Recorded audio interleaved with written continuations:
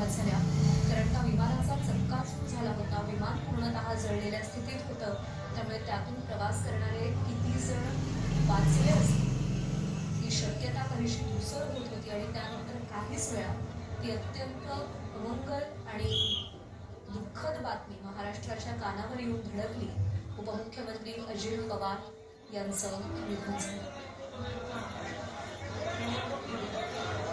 धडाडीचे नेते म्हणून अजित पवारांनी महाराष्ट्र आणि त्यानंतर याच अपघातात अजित पवार यांचा दुर्दैवी मृत्यू झाला.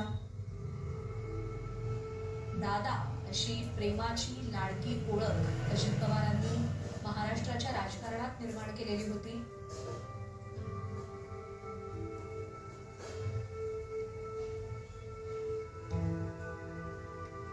आमचा जबाबदार माणूस गेला, आमचं अस्तित्व संपलं अशी भावना प्रत्येकानं व्यक्त केली आहे. काही वेळापूर्वी शरद पवार आणि प्रतिभाताई पवार हे बारामतीमध्ये पोहोचले तेव्हाचे दृश्य.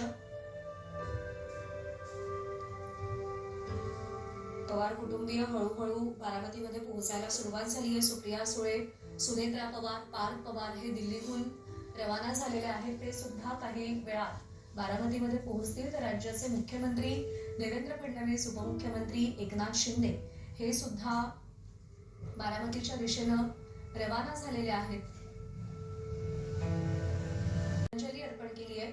एक खंबीर नेता आणि माझ्या मंत्रिमंडळातला उमदा सहकारी गमावला. एक उत्तम सहकारी म्हणून त्यांचे माझे विशेष नाते जमले. अजित पवार दिलखुलास होते, मनात येईल ते बोलायचे, ते दीर्घद्वेषी नव्हते. राजकारणात त्यांनी वेगळा मार्ग स्वीकारला तरी त्यांनी संबंध तुटू दिले नाहीत. अजित पवार यांच्या निधनाची बातमी ऐकून खूप दुःख झालं.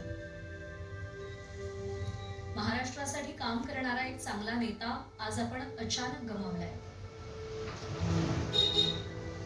पवार कुटुंबियांच्या दुःखात मी सहभागी आहे. ईश्वर त्यांच्या आत्म्यास शांती देवो. याची बातमी ही धक्कादायक आहे, शब्दच नाहीत. दादांसोबत गेली 5-6 वर्ष काम करण्याची संधी मिळाली.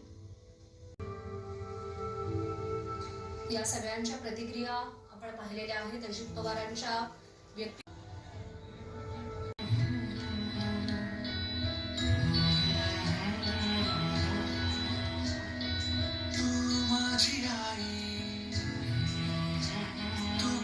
सर्व काही माझ्यासाठी